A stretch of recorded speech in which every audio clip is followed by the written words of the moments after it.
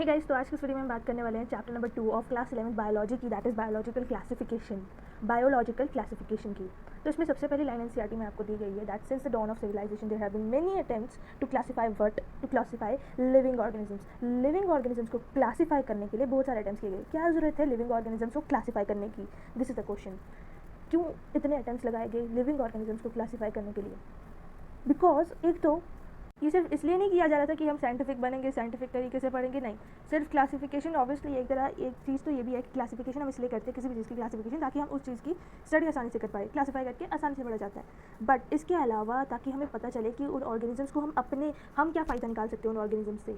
So it was not only it was done इंटेंसिकली not using criteria that were scientific but born out of a need to use organisms for our own use। हम इंसानों के खुद के लिए जो use के लिए हमारे यूज़ के लिए कुछ अगर ज़रूरत निकल सकती है लिविंग ऑर्गेनिज्म से तो हमें पता चले, जैसे कि फूड, शेल्टर, क्लोथिंग, ये सब हमारी यूजेस होते हैं। इन सब चीज़ों के बारे में पता चला कि हम कैसे फ़ायदा इनसे यूज़ निकाल सकते हैं अपना इन लिविंग ऑर्गेनिज्म से।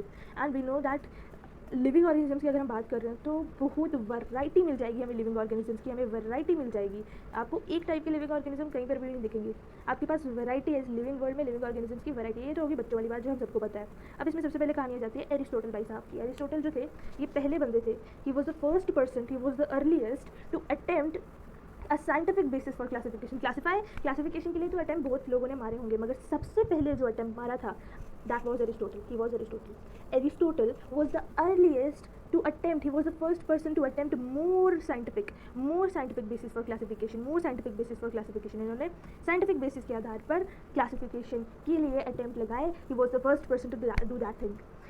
और इसके लिए इन्होंने क्या किया, पहली बार ही किया तो कितना ही अच्छा किया होगा, क्या ही मतलब बेसिक्स लिए होंगे, क्या ही कैरेक्टर्स लिए होंगे ताकि वो क्लासीफाई करे। क्लासिफिकेशन के लिए साइंटिफिक बेसिस तो लगाए होंगे, मगर कितने ही लगाए होंगे, कितने ही तरीके से, कितने ही अच्छी चीज़ें, कितनी ही ज़्यादा चीज़ें उन्होंने एज बेसिस लिए होंगे। क्लासीफाई करने के लिए कितने ही कैरेक्टर्स लिविंग ऑर्गेनिजम्स के देखे होंगे। तो वही बात है कि एरिस्टोटल ने सिंपल मॉर्फोलॉजिकल कैरेक्टर्स को यूज़ किया टू क्लासीफाई प्लांट्स। तो हम क्या देख रहे हैं, क्लासिफिकेशन के लिए इन्होंने अटेम्प्ट लगाए, एरिस्टोटल ने अटेम्प्ट लगाए क्लासिफिकेशन के लिए साइंटिफिक बेसिस फॉर क्लासिफिकेशन। इसमें इन्होंने सिंपल मॉर्फोलॉजिकल कैरेक्टर्स को लिया ताकि वो क्लासिफिकेशन कर सके। उसके लिए इन्होंने सिंपल मॉर्फोलॉजिकल कैरेक्टर्स को लिया। सिंपल मॉर्फोलॉजिकल मतलब एक्सटर्नल कैरेक्टर्स, बाहर के कैरेक्टर्स देखे, अंदर का कुछ नहीं देखा, बाहर जो ऑब्जर्वेशन की बस वही सिंपल मॉर्फोलॉजिकल कैरेक्टर्स, ताकि ये क्लासीफाई कर सके लिविंग ऑर्गेनिजम्स को, मतलब कि प्लांट्स और एनिमल्स को।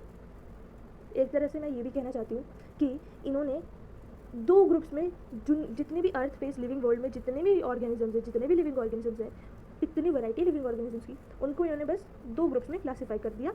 एंड मतलब कि इनको भी, प्लांट्स को भी इन्होंने क्लासीफाई किया into trees, shrubs and herbs. यहाँ पर बताती हूँ आपको, प्लांट्स को इन्होंने क्लासीफाई किया into trees, shrubs and herbs, इन तीन ग्रुप्स पे। किस बेसिस पर क्लासीफाई किया है? Simple morphological characters. प्लांट्स को क्लासीफाई किया सिर्फ ट्रीज, श्रब्स और हर्ब्स में।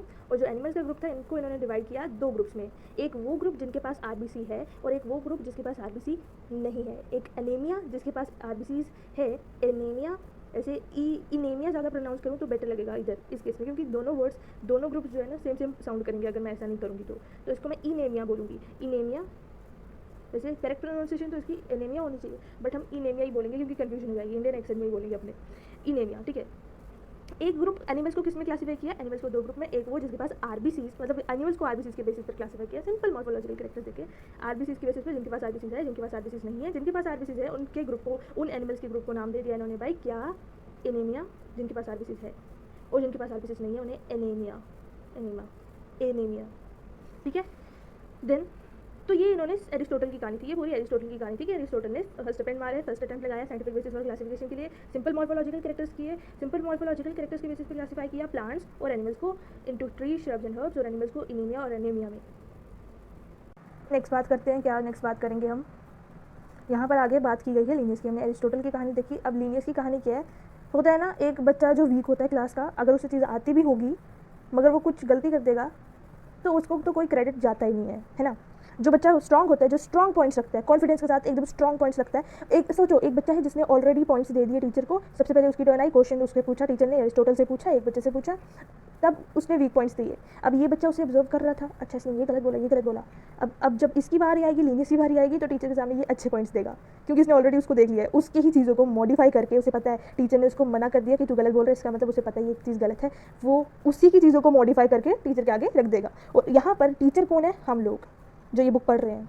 और लीनियस तो वो बच्चा है जिसने एरिस्टोटल की कहानी हमें सुना दी मॉडिफाई करके। कंफ्यूज नहीं होना है। लीनियस वो बच्चा है, साइंटिस्ट है, जिसने हमें एरिस्टोटल की ही कहानी चिपका के मगर मॉडिफाई करके हमें बताई, और हमने सारा क्रेडिट लीनियस को दिया। किस चीज़ का credit? Two kingdom system of classification का। एरिस्टोटल ने भी तो two kingdom system of classification दिया था, प्लांट्स और एनिमल्स में तो डिवाइड किए थे सारे लिविंग ऑर्गेनिजम्स को, लीनियस ने भी यही किया। बट इसने क्या किया? इसने मॉडिफाई किया, इसने अच्छे कैरेक्टर्स लिए और कैरेक्टर्स लिए। उसने तो एरिस्टोटल ने बस वीक पॉइंट रखा, उसने एक ही कैरेक्टर बोल दिया, बस सिंपल मॉर्फोलॉजिकल कैरेक्टर्स देखे, मगर इसका मॉडिफाई करके आया। लीनियस ने मॉडिफाई किया, इसी के कंसेप्ट को, एरिस्टोटल के कंसेप्ट को मॉडिफाई करके हमें दिया, और सारा इसी वजह से सारा क्रेडिट जो है two kingdom system of classification का लीनियस को जाता है, क्योंकि इसने सही बात बताई, मॉडिफाई करके उसको बताया। सो इन Linnaeus time, a two kingdom system of classification with Plantae and Animalia kingdoms were developed। मतलब कि two kingdom system of classification में दो किंगडम्स आ जाते हैं, टू किंगडम्स आ जाते हैं, एक Plantae और एक Animalia। Plantae वो किंगडम है जिसमें प्लांट्स आ जाते हैं, दुनिया के जितने भी प्लांट्स हैं वो सारे Plantae किंगडम में आ जाते हैं, और Animalia वो किंगडम है जिसमें दुनिया के सारे एनिमल्स आ जाते हैं respectively. This system did not distinguish between, यहाँ पे ड्रॉबैक आ गया, ड्रॉबैक पहले बता दिया, लो भाई ड्रॉबैक पहले बता दिया कि ये जो सिस्टम था ना, ये डिस्टिंग्विश नहीं कर पाया किन चीज़ों में डिस्टिंग्विश नहीं कर पाया two kingdom system of classification Linnaeus का। एक कुछ ऑर्गेनिजम्स है, इन्होंने क्या किया, मतलब देखो ना, पूरे वर्ल्ड में जितने भी ऑर्गेनिजम्स हैं उनको प्लांटेई और एनिमेलिया किंगडम के अंदर डाल दिया। इसी वजह से फिर ये इसकी ड्रॉबैक्स निकले। क्या ड्रॉबैक्स निकले इसके?